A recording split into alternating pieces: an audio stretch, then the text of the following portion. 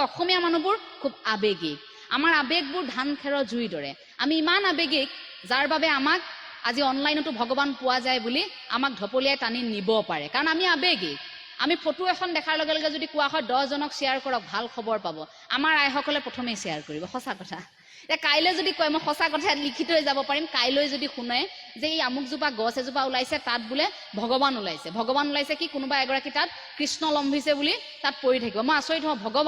ভগৱানৰো এনেকুৱা সময় আহিল যে মনুষ্যৰ গাত লম্ভিবলৈ ভগৱানৰতো নিজৰো ঠাই আছে আপুনি মোৰ ইমান শুদ্ধ অন্তৰ নহয় যে আপোনাৰ মোৰ গাত ভগৱন্ত লভিলে কেতিয়াবা অসুৰহে লম্ভিব হয়নে আমি যিবোৰ কৰিছো লভিলে কেতিয়াবা অসুৰহে লম্ভিব মই আচৰিত হওঁ যে অসমত ভগৱান লম্ভা মানুহ ওলায় যে ভগৱান কাৰোবাৰ গাত লম্ভিব পাৰে নেকি লম্ভিব এই শব্দটো প্ৰয়োগ কৰিব পাৰো নেকি কেতিয়াবা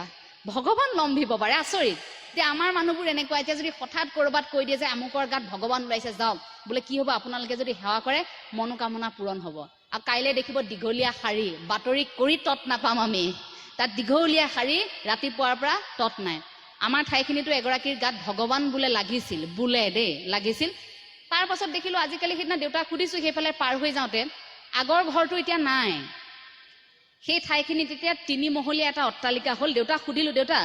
এই ভগৱান ওলোৱা ঘৰটো এইটোৱে নহয় জানো দেউতা কৈছে কি হ'ল দেউতা ন ভগৱান আহিল গ'ল এই ঘৰটো বনাবলগীয়া আছিল যে বনালে আৰু গ'ল গতিকে ব্যৱসায়িক ভিত্তিক ধৰ্মটোক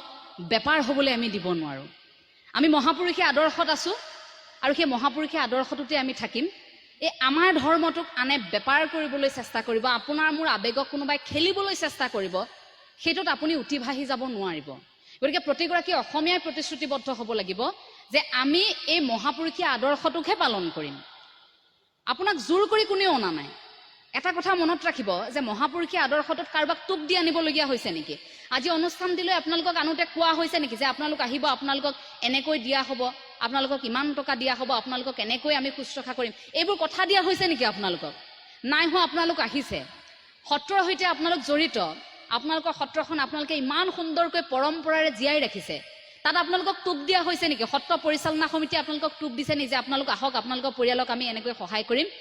কিন্তু ভাবি চাওক একাংশ ধৰ্মৰ লোকে ধৰ্মান্তকৰণ কৰিবৰ বাবে তেনেকৈ কিন্তু মানুহক টোপ দিবলগীয়া হৈছে গতিকে তেনেকুৱা টোপত আপুনি মই উঠিভাহি নাযাওঁ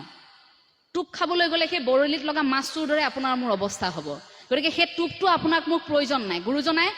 আদৰ্শ দি থৈ গৈছে সমাজ দি থৈ গৈছে তে সেই আদৰ্শ আৰু সমাজত আপুনি মই থাকিম য'ত সাম্যবাদৰ কথা থাকিব য'ত এক ঈশ্বৰবাদৰ কথা থাকিব নালাগে ভগৱন্তৰ বাবে বেলেগ ঠাইত গৈ কামনা কৰিবলৈ পিতৃ মাতৃক ভকতি কৰক মানুহৰ সেৱা কৰক গুৰু দেও নাম ভকত বোলে আদি গুৰু জগতগুৰু শ্ৰীমন্ত শংকৰদেৱ গুৰুজনা পিতৃ মাতৃটো আছে আদি গুৰু আৰু শিক্ষাগুৰুসকল আছে সমস্ত গুৰুক আমি সেৱা কৰিম তাৰ পাছত আহিলে নাম আমি কৃষ্ণ নাম ল'ম তাৰ পাছত আহিলে আমি দেও কৃষ্ণ দেওৰ কথা ক'ম তাৰ পাছত আহিলে আমাৰ ভকত কৃষ্ণ দেও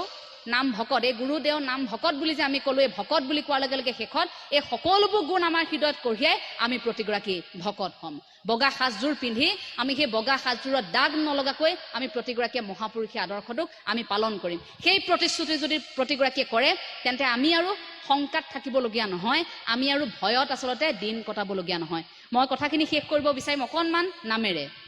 যিকোনো খবৰ আৰু বিজ্ঞাপনৰ বাবে যোগাযোগ কৰক 7896121996 লগতে 7002537271